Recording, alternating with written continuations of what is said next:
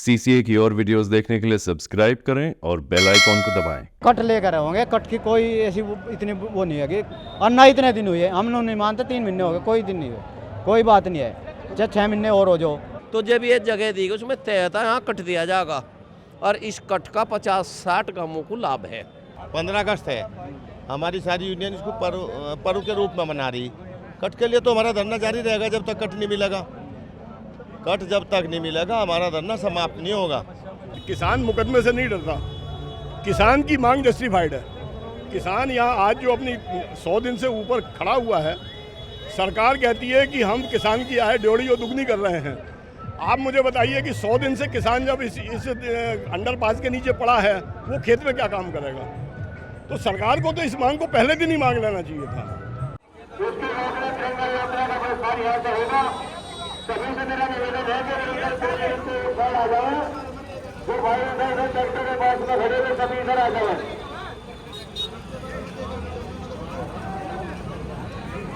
सारे बिल्डिंग के बादशाह है, किसान साथी है, जिनका वापस हट जाए और इधर आवे, हमें जल्दा नहीं होगा।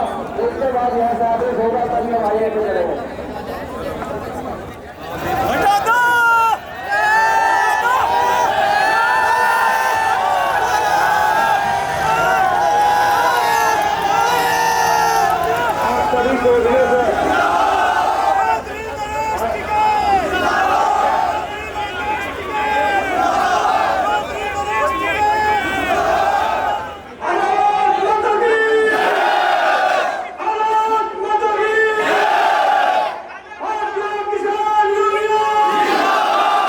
तिरंगा यात्रा पूरे देश भर में, तिरंगा यात्रा का कोई सभी जगह 13 तारीख में तिरंगा यात्रा निकाली। यहाँ 15 अगस्त की पहले से ही 1 महीना पहले से घोषणा कर रखी थी।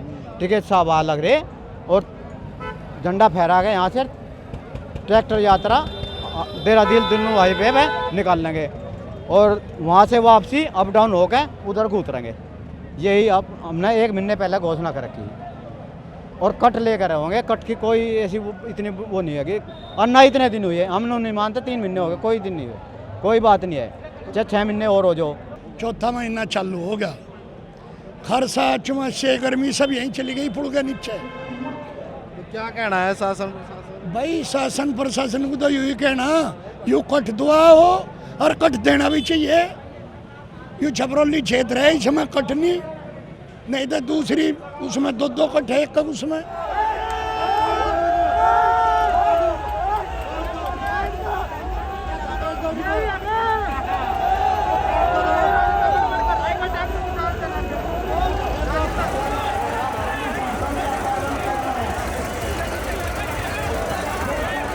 या तो हमें कट दिया जा, नहीं तो जो हम इस पर जो है फिर चढ़ाई करेंगे। जनता की तरफ तो आंदोलन होगा।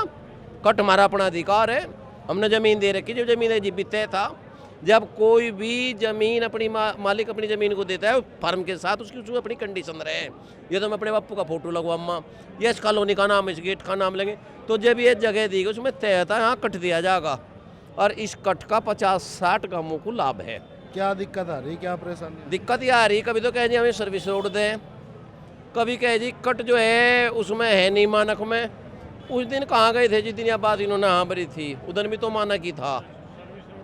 तो सर्विस रोड तो सारे को है, बराबर दिया जा। तो हमारी जिद ये है कि हम कट लेंगे और कट के लिए ये आज जो है तिरंगा जो है शांतिपूर्वक यात्रा चलेगी। नहीं इस बात को मानेंगे तो आगे आंदोलन होगा।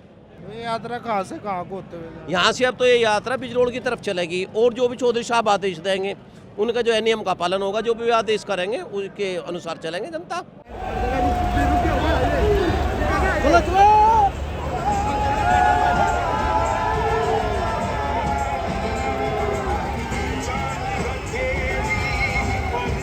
किसान काफी दिन से बैठे हैं, आंदोलन कर रहे हैं जी। क्या लगा है, ये लड़ाई तो लंबी होती जा रही है, क्या आ रही? देखो जी, सुविधा तो होगी जी। देखो जी, कट के मिल जाएगा तो सुविधा तो हो जाएगी। आज काम भी मिल जाएगा, बेरोजगार आदमी भी बहुत है, काम भी मिलेगा थोड़ा बहुत कट के हिसाब से। यहाँ से बड़ौद भी जाने में भी सुविधा हो जाएगी, शामली भी जाने में फायदा होगा। जो हाईवे पर चल नहीं सकते तो कट से लाभ होगा। क्या कहते हैं, कितने गाँव को? 100 गाँव को लाभ होगा जी हमारा। कट से इसका 100 गाँव को लाभ होगा। आने जाने में बहुत सुविधा होगी। इधर हरियाणा लोग का आदमी आएगा इस कट पे।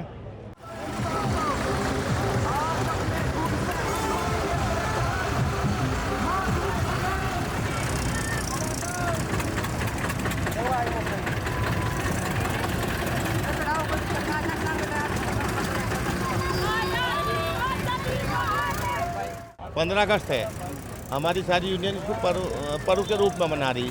कट के लिए तो हमारा धरना जारी रहेगा जब तक कट नहीं मिलेगा। कट जब तक नहीं मिलेगा हमारा धरना समाप्त नहीं होगा। ये MSP की तो पहले से ही मांग चल रही, पहले से चली हुई है। जब तक ये MSP और ये कट और जितनी समस्या नहीं होगी, धरना हमारा जारी रहेगा।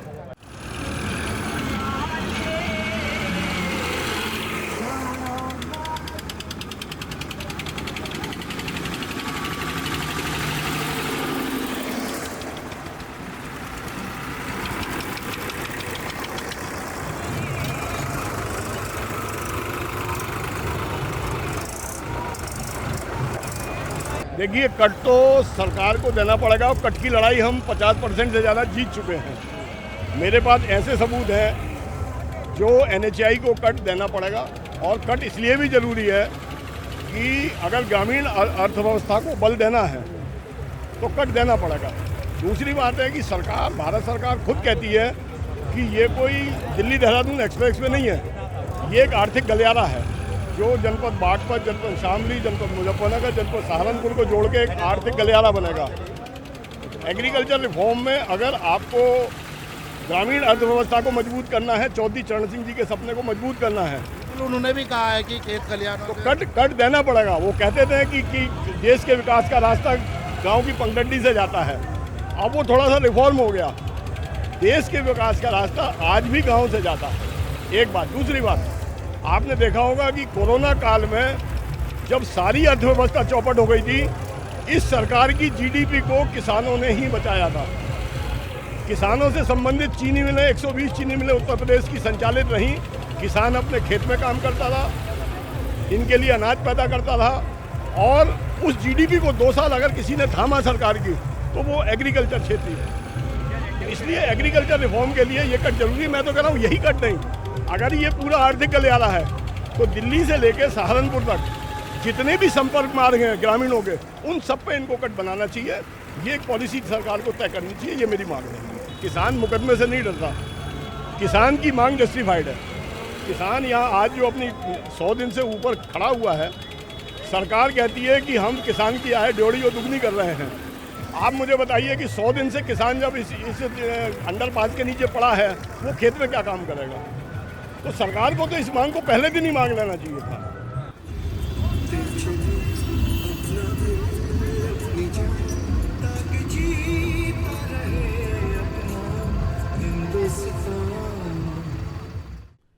इस QR कोड पर स्कैन करें और CCA के दोस्त बनें।